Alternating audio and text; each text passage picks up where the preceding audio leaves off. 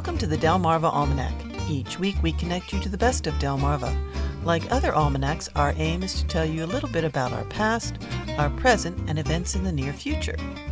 I'm your host, Dana Kester McCabe. Here's Naturalist Jim Rapp to tell us about winter birding at Prime Hook National Wildlife Refuge. To experience winter birding on Delmarva at its best, plan a January journey to Prime Hook National Wildlife Refuge, part of the coastal Delaware National Wildlife Refuge complex that includes Bombay Hook near Dover. Prime Hook encompasses more than 10,000 acres of salt and freshwater marsh, shallow impoundments and ponds, forested swamps, and grassy fields.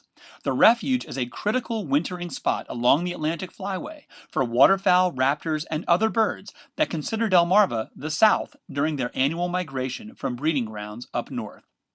Granted, birding outdoors on Delmarva during the bitter, windy winter months may not be your idea of fun.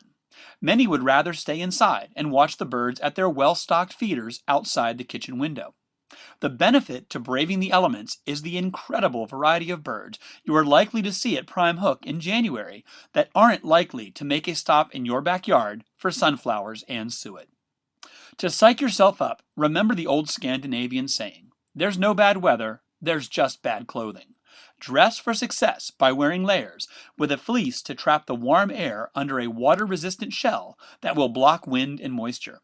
Waterproof boots are a good idea too, as you may want to take a walk along the Delaware Bay shore. Nothing spoils a brisk winter hike more than wet, freezing toes on the walk back to the car. Before you begin your birding adventure, take advantage of the coastal comforts offered in historic Milton, located just a few minutes west of Prime Hook. Stop in the morning for coffee and breakfast at the backyard, or enjoy lunch at Po' Boy's Creole and Fresh Catch or Irish Eyes Pub. Come back to Milton in the afternoon to visit the tasting room at America's most interesting and adventurous small brewery, Dogfish Head. The birding usually gets good right away on the drive into the refuge along Broadkill Road. It's worth checking out the telephone lines for American kestrels perched and surveying their winter domain. The tiny but fierce kestrel is North America's smallest falcon. Both males and females have distinctive pairs of black vertical sideburns on their pale faces. Both sexes also have whitish bellies and rusty brown backs with black spots, and a tail with a black stripe near the tip. Male kestrels have slate blue wings, and females' wings are reddish brown. From a distance, kestrels are about the size and shape of another common telephone line percher, the mourning dove. The kestrel has a larger head than the dove, with longer, skinnier wings and a squared-off tail. When perched on an open wire, kestrels pump their tails as if they are trying to balance on a tightrope. From their perch, these raptors vigilantly survey the nearby fields and roadside ditches for prey, which includes small mammals and birds in the winter, and more insects in the summer months. Kestrels also hover in the air, facing into the wind, flapping and adjusting their long tails to stay in place. When scanning the ground for rodents and insects, kestrels are looking for more than movement. Unlike humans, birds can see ultraviolet light. This enables kestrels to see things we can't, such as trails of urine that small rodents leave behind as they run along the ground.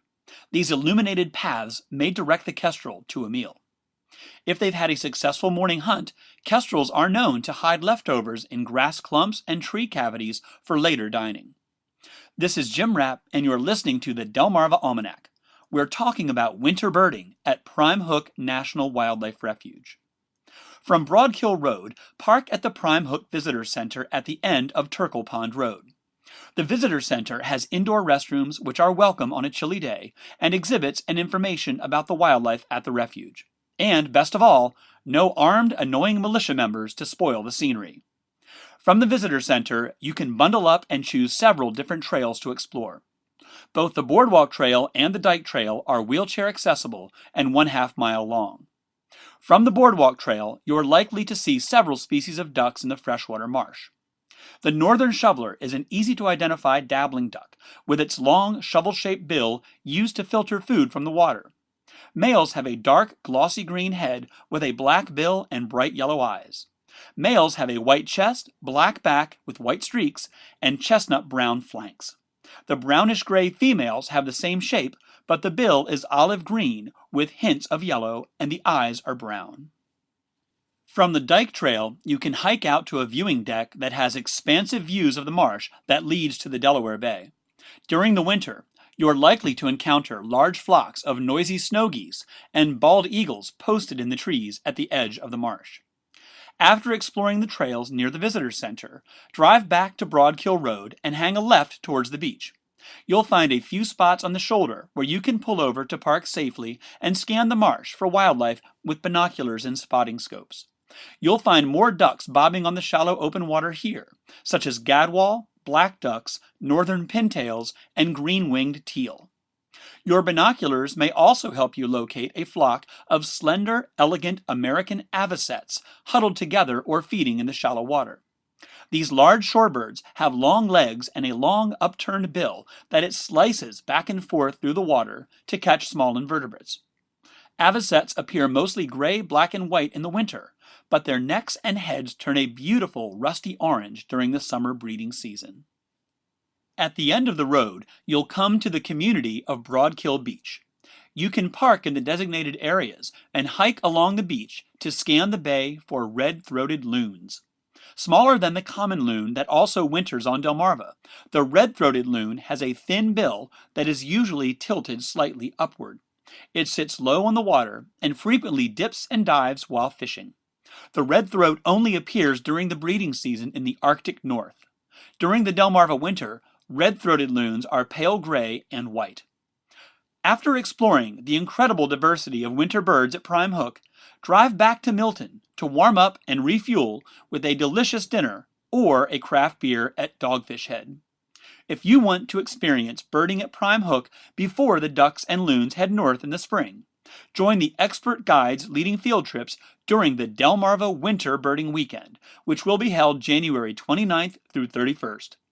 For more information, please visit www.delmarvabirding.com. Get links to more about this, Prime Hook Wildlife Refuge, and the birds mentioned in this story at our website, delmarvaalmanac.com/nature. Well, that's all for this edition of the Delmarva Almanac. We'd like to thank our community partners, the Friends of Delmarva Public Radio, the Community Foundation of the Eastern Shore, and underwriters, eatdrinkbuyart.com, for their help in bringing this program to you, our audience. Our theme music was provided by Brightside Studio. This show has been a Moonshell production. Thanks for listening. Until we meet again, may the rhythms and tides of Delmarva bring you good fortune.